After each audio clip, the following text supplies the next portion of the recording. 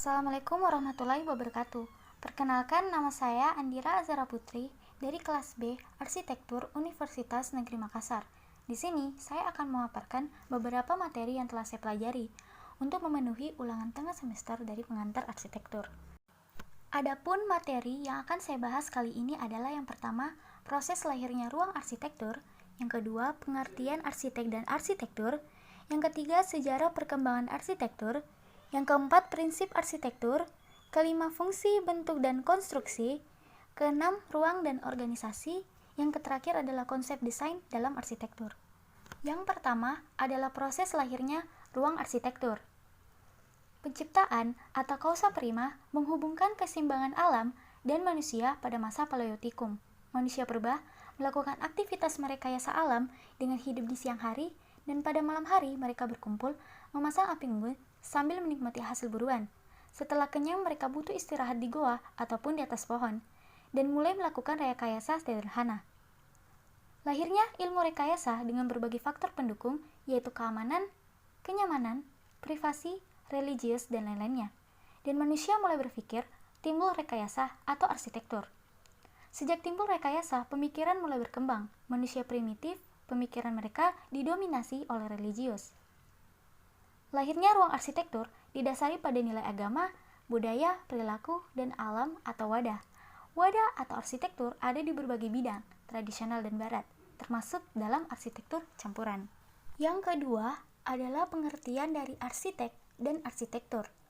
Arsitek dan arsitektur memiliki perbedaan, di mana arsitektur adalah sebuah ilmu yang mempelajari tentang perencanaan, sedangkan arsitek merupakan orang yang mempelajari ilmu arsitektur.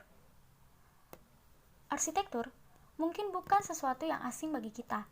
Kita sering melihat berbagai macam bangunan, mulai dari rumah tinggal, rumah sakit, maupun gedung-gedung yang tinggi yang ada di sekitar kita. Namun, masih banyak yang kurang memahami apa itu arsitektur. Secara bahasa, arsitektur berasal dari kata archi yang berarti kepala dan tekton yang artinya tukang. Sedangkan dalam Kamus Bahasa Indonesia, arsitektur ialah seni dan ilmu merancang serta membuat konstruksi bangunan. Secara umum, desain arsitektur adalah seni yang dilakukan individu atau kelompok untuk merencanakan sebuah bangunan yang dihasilkan dari ide dan imajinasi mereka. Sebagai cabang ilmu dan seni lainnya, arsitektur pasti mempunyai seorang ahli yang memaparkan atau menginterpretasikan apa itu arsitektur. Adapun juga beberapa pengertian arsitektur menurut para ahli yang mendefinisikan arsitektur berdasarkan pandangan mereka. Berikut adalah unsur arsitektur. Yang pertama adalah unsur fisik, unsur penerimaan, dan unsur konseptual. Arsitek. Arsitek adalah seorang ahli di bidang ilmu arsitektur, ahli rancang bangun, atau ahli lingkungan. Arti lebih umum lagi, arsitek adalah seorang perancang skema atau perencana. Sementara arsitektur sendiri secara sederhana merupakan seni dalam merancang bangunan. Nah, dari definisi di atas bisa disimpulkan bahwa tugas arsitek adalah merancang sebuah bangunan khususnya dari segi fungsi, estetika, bahkan juga budaya.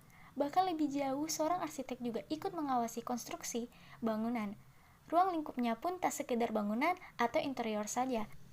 Adapun tugas dan tanggung jawab dari profesi arsitek adalah membuat desain bangunan dengan rinci, bekerja sama dengan profesional konstruksi, menulis dan mempresentasikan desain, memilih material bangunan, dan terakhir adalah memastikan proyek berjalan sesuai rencana.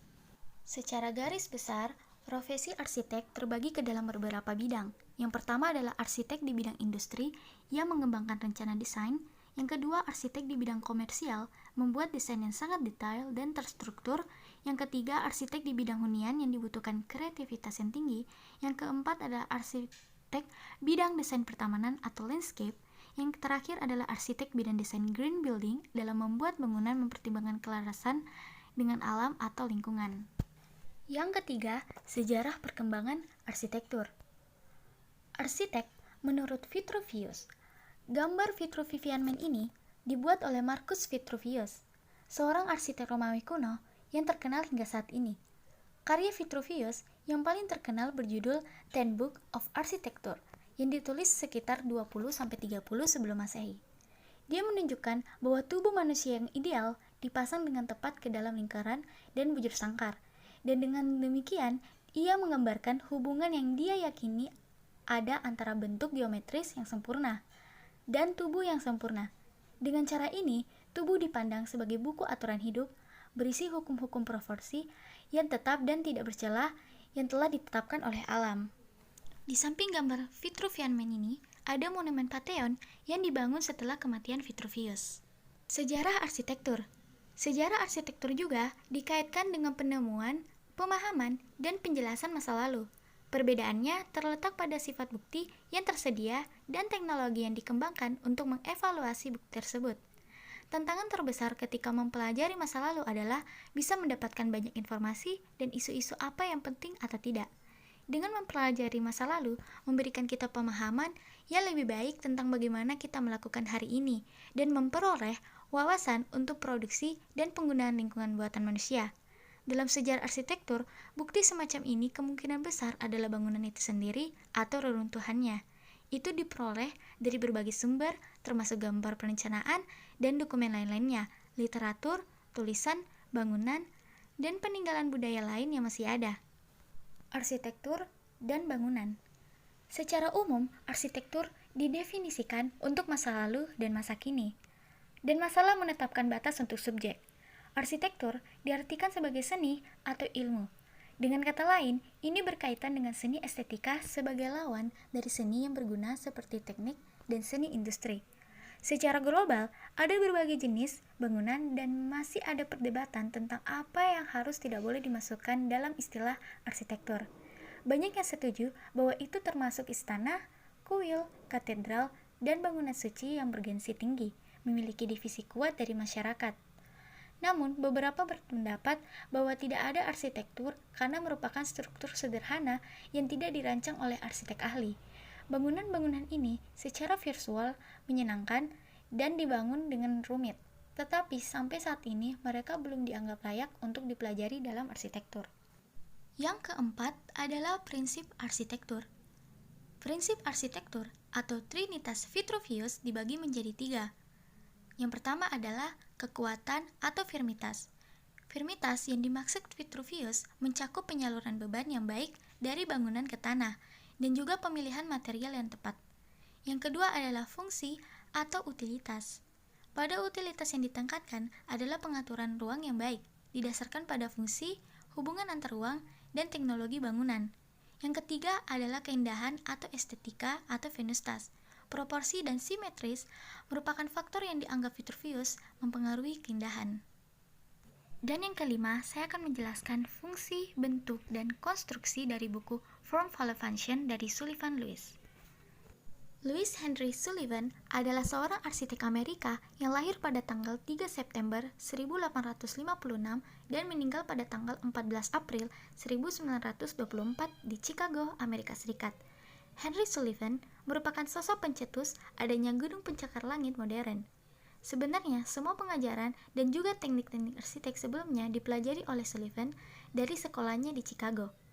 Adapun beberapa kumpulan arsitekturnya ialah Babson House dan Santa Paul Church. Form Follow Function atau bentuk mengikuti fungsi pertama kali diperkenalkan oleh Louis Sullivan. Ia mengatakan bahwa bentuk adalah akibat dari perwadahan fungsi, suatu konsekuensi terstruktur dari hadirnya fungsi yang merupakan gambar dari kegiatan di mana kegiatan tersebut membutuhkan ruang untuk keberlangsungannya. Bentuk mengikuti fungsi adalah salah satu persepsi atau teori arsitektur yang paling modern di era arsitektur modern. Dengan kata lain, ialah saat seorang arsitek ingin mendesain sebuah konstruksi atau bangunan, ia harus tahu fungsi bangunan tersebut terlebih dahulu supaya bisa disesuaikan dengan bentuk bangunan lainnya. Lalu, yang keenam, ada ruang dan organisasinya. Organisasi ruang adalah penataan ruang dalam suatu wilayah atau dalam suatu bangunan sendiri yang memiliki beberapa metode atau organisasi. Di antaranya ialah yang pertama, organisasi terpusat atau sentral, yang kedua, organisasi grid, yang ketiga, organisasi linear, yang keempat, organisasi radial, kelima, organisasi cluster. Yang terakhir adalah konsep desain dalam arsitektur.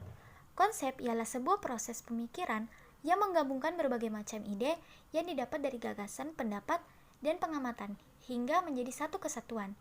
Adapun jenis-jenis konsep ialah yang pertama, konsep analogi, yang kedua, konsep metafora, yang ketiga, konsep esensi, yang keempat, konsep pragmatik, dan yang kelima adalah konsep utopia. Demikian apa yang dapat saya sampaikan. Semoga presentasi ini dapat bermanfaat dan menambah referensi untuk semuanya. Akhir kata, terima kasih. Wassalamualaikum warahmatullahi wabarakatuh.